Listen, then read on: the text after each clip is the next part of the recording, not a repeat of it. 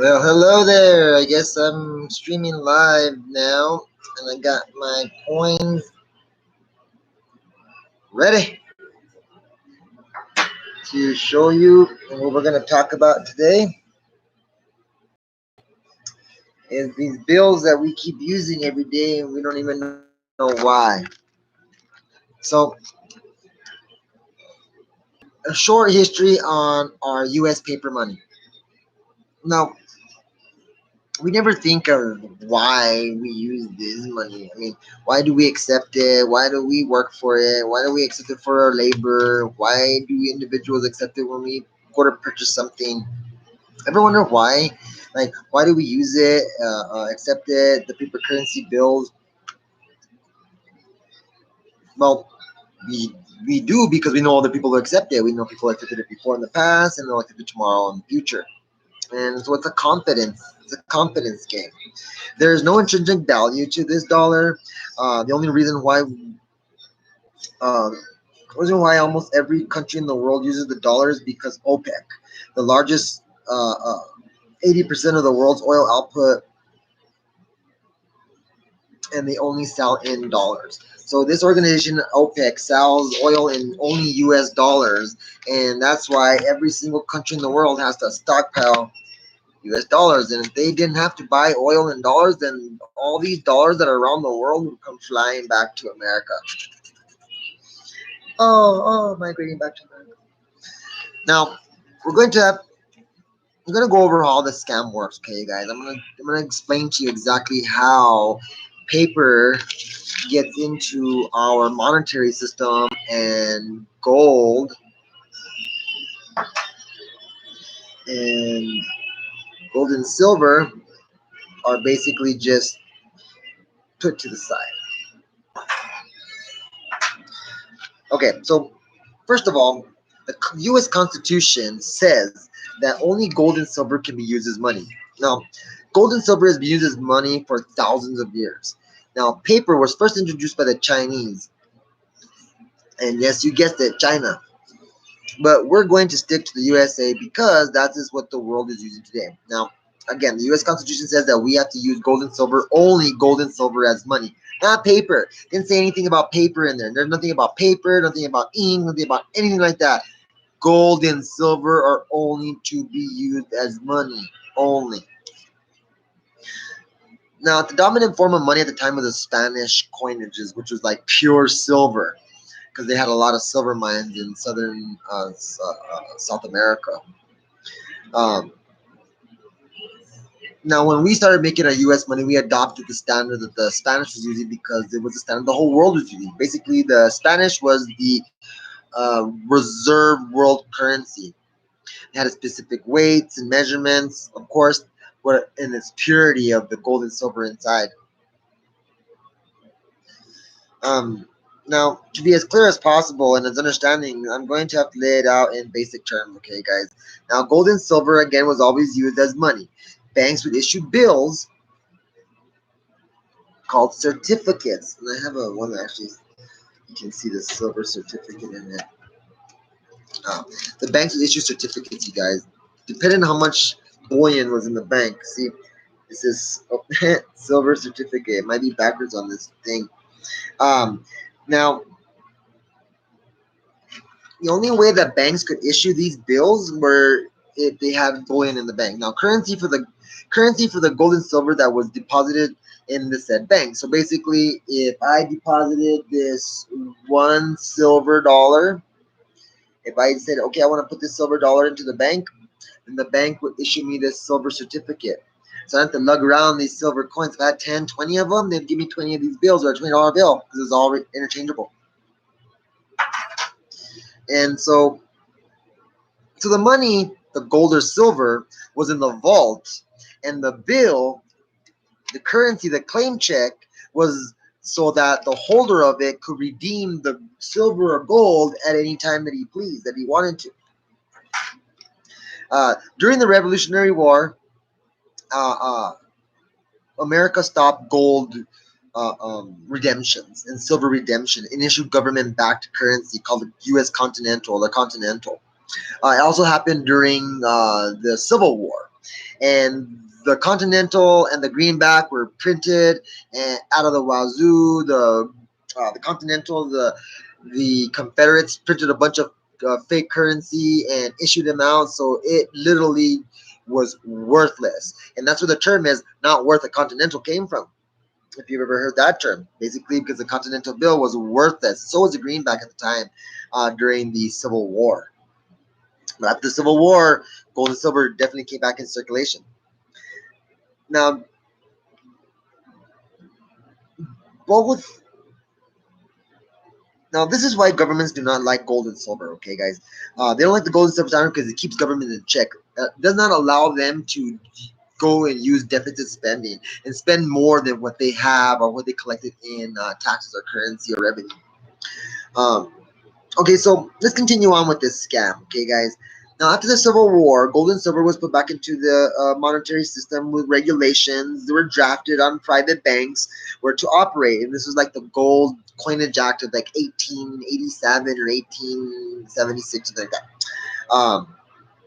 Now, how gold and silver certificates were to be printed and issued were in these regulations. So basically saying that it was a 100% ratio. Without getting into too much detail about these or what they had to do, there were a bunch of different banks that were issuing different currencies. I think I even have one here. Um, yeah, this one's from 1929, right before gold became illegal, and this is from the Marine National Bank of Erie, Pennsylvania, $10. So this was one of the problems is that every state had different banks that would issue different currencies. So some banks wouldn't accept other banks' currencies. Some banks were insolvent. It was a mess. But real money still circulated. Now,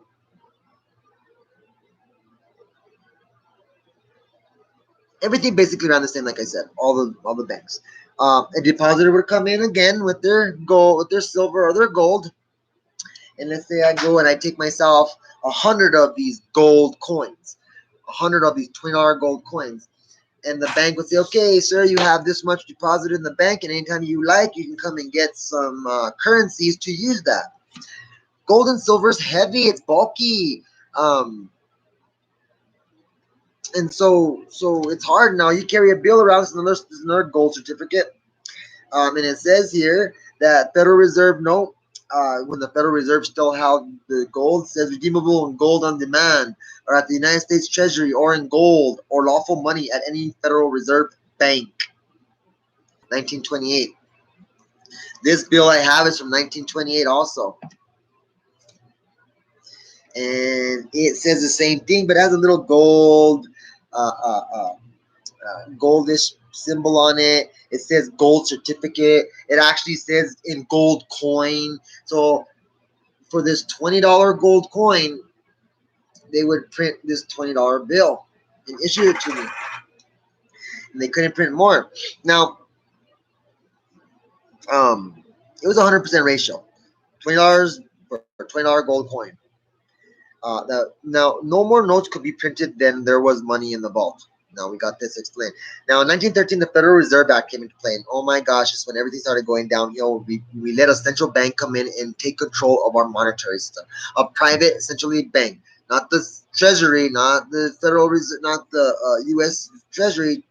The Federal Reserve is as much federal as Federal Express. Now you gotta remember that it's a private bank. It has owners. It has shareholders that get dividends every year. When world and you got another. I don't believe in. I mean, I believe in coincidences. I just never see one. And World War One happening right after the Federal Reserve Act of 1913 is too much of a coincidence. Now, the private central bank wheeled its way into the Congress like it was like on Christmas Eve when half of the Congress wasn't even there. Now, within 20 years of 1913 Federal Reserve Act, gold will be outlawed and stolen from the American people, robbing them of the little wealth that they have remaining due to the Great Depression. And this happened in April 1933. President FDR issued an executive order number 6102, forbidding the ownership of gold bullion, and gold certificates. Yes, they were even asking for these certificates. No, they didn't say bring us your gold bullion and your gold coin, but bring us those certificates also. And I came to think, why would they want their certificate? Like, really, what so much about their certificate? But I think it's because they just wanted it to get us out of our consciousness. Within a generation, if you wouldn't see silver and gold certificates, and you wouldn't even think of gold, that we could actually use it. Although the monetary system that was set into place in the 1945 was called the Bretton Woods Agreement, the US dollar would become the world reserve currency because the USA held about 80% of the world's gold reserves. However, this system wasn't on a 100% ratio. It went down to a 40% ratio. So basically saying that for every $20 gold coin in the bank, every 1 ounce of gold coin in the bank, instead of every $20 gold piece in the bank, instead of a $20 bill, they would $50 bills. So 2.5 times more than what was in the vault. Now, then America lit up the printing presses right after that. I mean, it started going after 1945, and they didn't have to do this. They started printing more bills than was necessary. The American lit up the printing presses and made war in Korea, Vietnam, and other places. The world took notice and started asking for their gold back, for the paper bills that had been printed and given to them, especially France. And Charles de Gaulle, the Prime Minister of France, was like, people still think that the US dollar is as good as gold, and it's not. We want our gold, and started repatriating their gold.